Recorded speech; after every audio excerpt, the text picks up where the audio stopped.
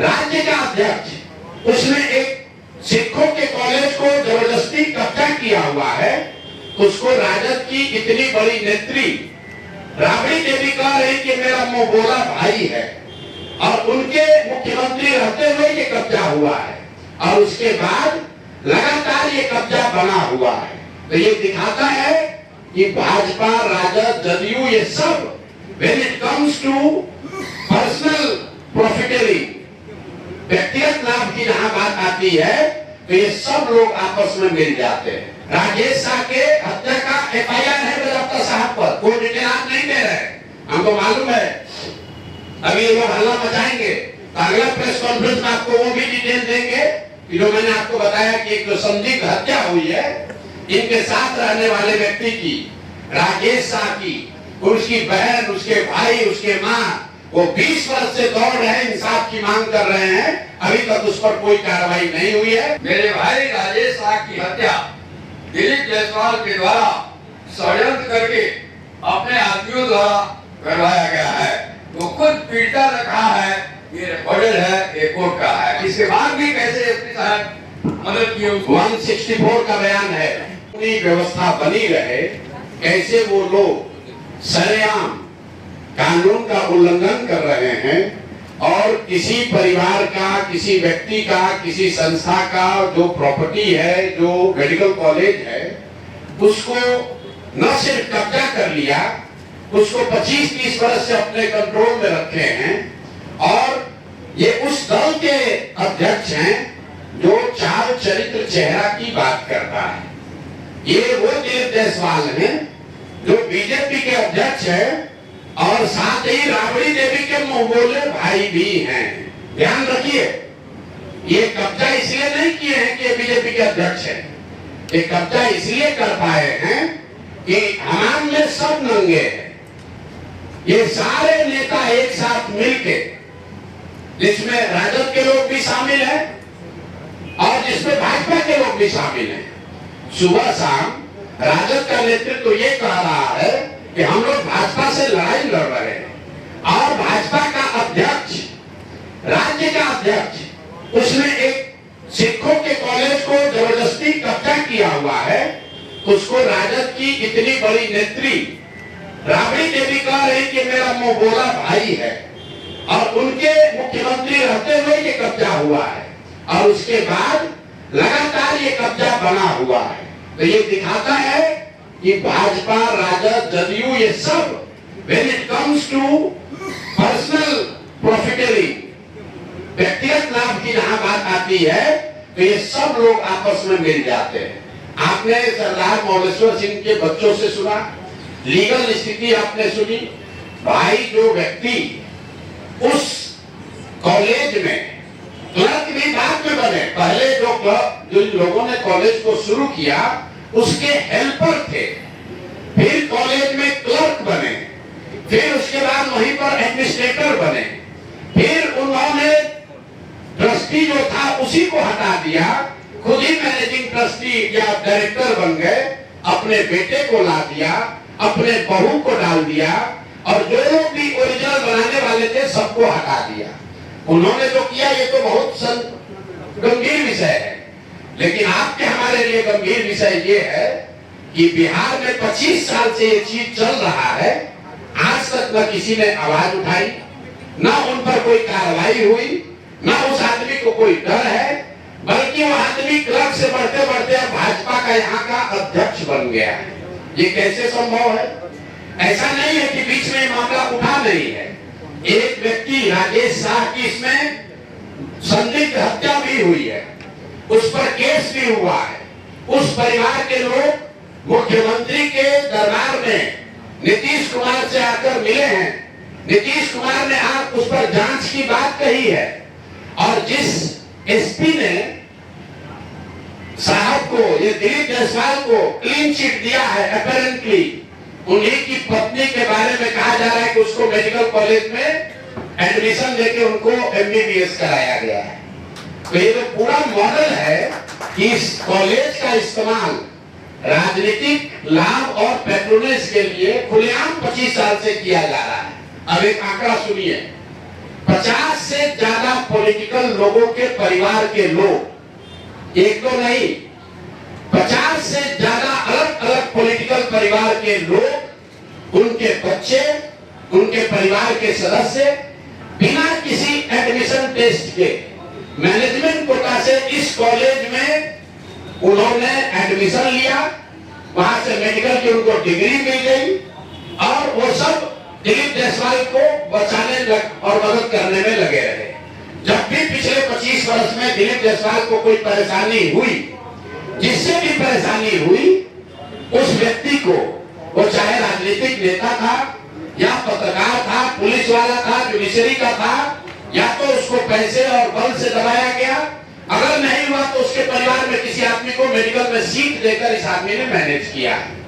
और इतनी बड़ी बात 25-30 साल से लगातार चल रही है और किसी की हिम्मत नहीं है कि दिलीप जायसवाल पर सवाल उठाए। तो जन सुराज ने तय किया है कि हम लोग इस मामले को न सिर्फ उठाएंगे बल्कि इसको समाज में, जनता के बीच रखेंगे। जैसा गिरी जी ने बताया, इसकी लीगल लड़ाई लड़ेंगे, हर उस दरवाजे पर जाएंगे जहां पर इन्होंने अपने रसूख का इस्तेमाल करके कहीं न कहीं धांधलेबाजी की है। ये आप इससे बच नहीं सकते हैं। मैंने ये एक छोटा सा बाइट दिया था, उसके बाद से दिलीप जायसवाल चुपचाप बैठे हुए हैं।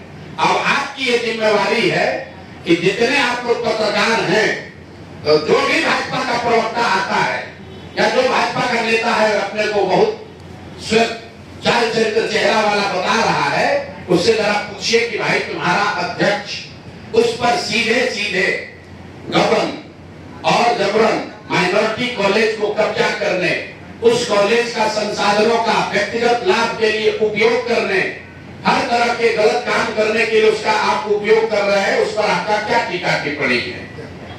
और हत्या का उन पर आरोप है, एफआईआर है, राजेश शाह के हत्या का एफआईआर है बजाप्ता साहब पर, कोई डिटेल आप नहीं दे रहे, हमको मालूम है।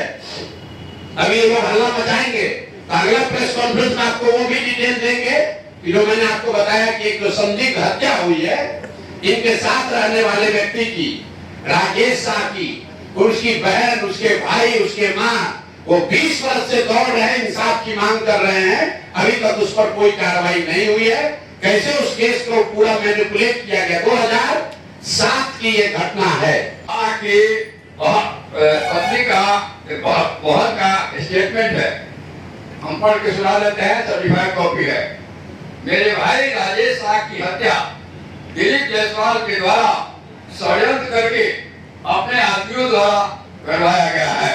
वो खुद पीड़िता रखा है, ये रिकॉर्डेड है, ये कोर्ट का है। इसके बाद भी कैसे एसपी साहब मदद किए? 164 का बयान है, जिसकी हत्या हुई है उसके बहन का, और उसके बाद पुलिस ने उनको क्लीन चिट दे दिया। जिन्होंने क्लीन चिट दिया उन्हीं की पत्नी उनके कॉलेज में जाकर एमबीबीएस डिग्री ले रही है। अब आप देख लीजिए, जहां से कोर्ट से रिलीफ मिला है, जिन्होंने कोर्ट से रिलीफ दिया है उनको क्या बेनिफिट मिला है, ये भी आपको आगे बताएंगे। तो मेरा दिलीप जायसवाल से और भाजपा में जो लोग भी भाजपा के चाल चरित्र चेहरा विचारधारा की बात करने वाले लोग हैं, उनसे अपील है कि भाई अभी से भी अपना स्टांस क्लियर करो। अगर थोड़ी भी शर्म बाकी है तो पद से इस्तीफा दीजिए, और नहीं तो जो अमित शाह जी हैं, मोदी जी हैं, जो कह रहे हैं कि ना खाएंगे ना खाने देंगे, वो आकर इस पर बताएं कि उनके पार्टी का राज्य का अध्यक्ष, मुखिया, उस पर हत्या का आरोप है, एक सिखों के माइनॉरिटी कॉलेज को कब्जा करने का आरोप है, उस पर बीजेपी का क्या कहना है। और उसके साथ साथ आरजेडी वाले बताएं कि उन्होंने अभी तक इस पर क्या कार्रवाई की है। 25 साल से भाजपा से लड़ने का दावा करने वाले राजद वाले लोग, ये मुसलमानों के रहनुमा बनने वाले लोग, माइनॉरिटी वंचित की बात करने वाले लोग, तुम्हारे राज में सिखों के कॉलेज पर कब्जा हो गया, उसको तुमने मुंह बोला भाई बना लिया, उस पर आज तक टीका टिप्पणी क्यों नहीं की? आपको बता देते हैं क्यों नहीं की कि लालू जी के जो 2 साले थे, जरा जाकर पता कीजिए कि उन दोनों सालों के परिवार के कितने लोग इसी मेडिकल कॉलेज से गलत तरीके से डिग्री लेकर डॉक्टर बने। नाम हम नहीं बता रहे हैं, आप लोग खोज लीजिए, वो अभी जवाब देंगे तो उनको नाम भी जारी करेंगे कि लालू जी के परिवार के कितने लोग उस मेडिकल कॉलेज से डिग्री लेकर निकले। तो मेरे भाई, ये मिली भगत है, सब आपस में मिले हुए हैं और वहां पर एक कॉलेज को कब्जा किया। जिसने आवाज दी उसको या तो मैनेज किया या उसको मार दिया, उसको दबा दिया। करतार सिंह जी जो वहां मैनेजिंग ट्रस्टी थे, उनको केस में फंसाया, जेल में उनके साथ मारपीट की गई, उनको इतना टॉर्चर किया कि करतार सिंह जी किशनगंज छोड़कर भाग गए। जब वो किशनगंज छोड़कर भाग गए, उसके बाद जाकर उनके साथ दबाव में समझौता करके केस विड्रॉ कराया है। तो भाई, ये बात पब्लिक डोमेन में आनी चाहिए, भाजपा का भी, उसके साथ जदयू का भी।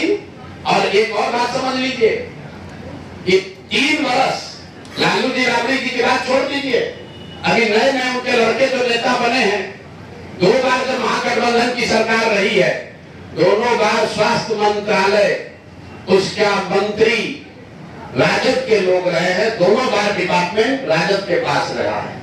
जदयू वालों से पूछिए कि सुशासन की बात करने वाले नीतीश कुमार 20 साल से यहाँ शासन कर रहे हो, दिलीप जायसवाल को बगल में बैठाकर चाय पीते हैं, सीटों का निगोशिएशन करते हैं, तो क्या आप मानने को तैयार हैं कि मेडिकल कॉलेज पर अवैध कब्जा करने वाले के साथ बैठकर आप राजनीति कर रहे हैं? तो ये हम लोग का आरोप है, हम लोग ने अपनी बात रख दी। अब आपके जो सवाल है वो आप कर लीजिए। इसका दूसरा चरण अभी 7 दिन में जब उनका जवाब आएगा तो फिर जारी करेंगे। इनको छोड़ेंगे नहीं, हर 7 दिन पर लोगों को बताएंगे कि इस आदमी का चरित्र क्या है और इसके साथ जुड़े हुए लोग, चाहे वो भाजपा के हों या राजद के, अब वो बच नहीं सकते हैं। अगर कानूनी तौर पर बच भी गए हो तो पब्लिक के सामने आपको खड़ा करेंगे और 3 महीना के बाद अगर जनसुराज की व्यवस्था बनी तो आपको, आपके साथ क्या होने वाला है अभी से आप समझ लीजिए।